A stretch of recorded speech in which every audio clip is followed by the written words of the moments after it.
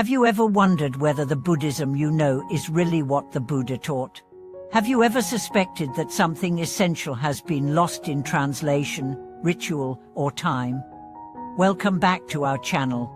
Today we are journeying to the very roots of Buddhist wisdom, to the Agama Sutras, the earliest records of the Buddha's own voice, preserved not as mysticism, but as clarity, truth, and practical instruction. We've all heard about enlightenment, karma, nirvana, but what do these actually mean when stripped of centuries of interpretation? What was the Buddha's original message? What did he say, not to scholars or kings, but to everyday people, just like us? If you've ever wanted to experience Buddhism, not as philosophy, but as a tool for living, this is the episode for you. The Agama Sutras, recorded in Pali and Sanskrit, are among the most ancient Buddhist scriptures. They contain the Buddha's earliest teachings, the raw, unfiltered truths he shared just after enlightenment, when he walked barefoot through dusty villages, speaking not from a throne, but from the heart. He didn't start with esoteric doctrines. He started with suffering. Life is suffering. The Buddha said it calmly, as though he were stating a simple fact. And indeed, he was. Suffering is birth, suffering is aging, suffering is death, suffering is losing what we love, suffering is getting what we don't want.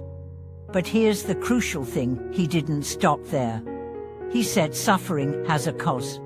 And because it has a cause, it can be undone. The cause is craving tanha, a thirst for permanence in a world of change, a desire to control the uncontrollable, a habit of clinging to pleasure, avoiding pain, and running from the unknown. And the path out, not prayer, not worship, not belief, but insight, awareness, practice. This path was not mystical. It was rigorous and real. The Buddha called it the Eightfold Path: right view, right intention, right speech, right action, right livelihood, right effort, right mindfulness, right concentration. Each step is a thread, weaving a life of integrity and freedom. But what does that actually look like in your daily life? Let's say you're in traffic. You're late. You're angry. Right view reminds you, this moment is impermanent. It will pass. Right intention asks, do you want to add anger to the world, or patience?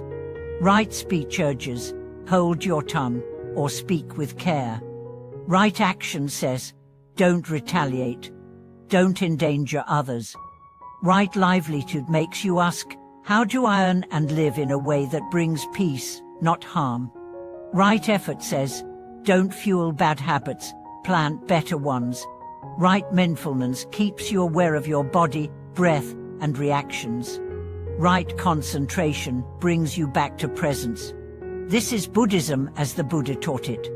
In the Agama Sutras, we find no mention of elaborate rituals, no metaphysical hierarchies. Just simple, piercing wisdom.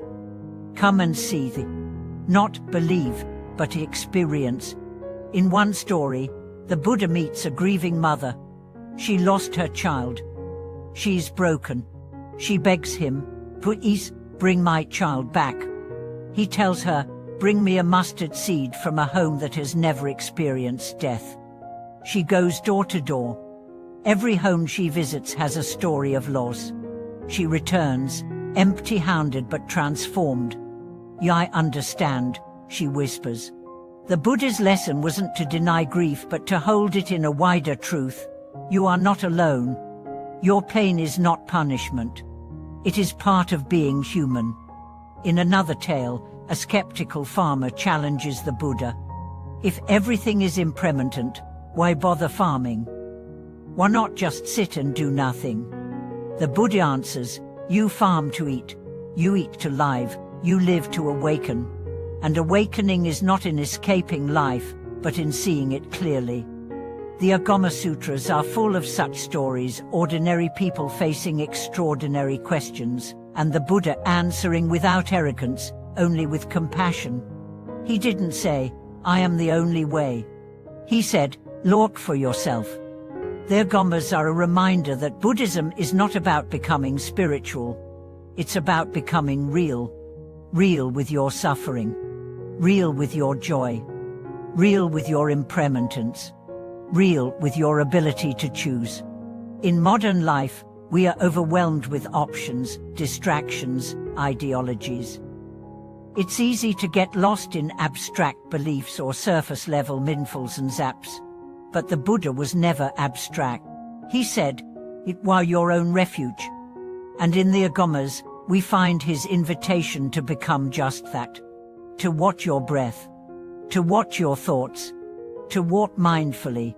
To speak honestly. To love without attachment. To work without exploitation. To rest without guilt. To die without fear. The Buddha's first sermon, recorded in the Agamas, was not delivered in a temple. It was given in a forest, to 5 friends. He spoke of the 4 noble truths. He pointed to the path. And he said, "I have found the middle way. Not indulgence, not denial. Just this moment. Just this breath. That's where freedom begins. You don't need to become anything. You just need to see clearly." This is the heart of the Agama Sutras. They are not relics. They are roadmappers. And they are still calling. Thank you for watching this video. If this message stirred something inside you, share it. Comment with your questions, doubts, or insights. Subscribe for more teachings directly from the source. May your path be clear. May your breath be steady. May your awareness grow.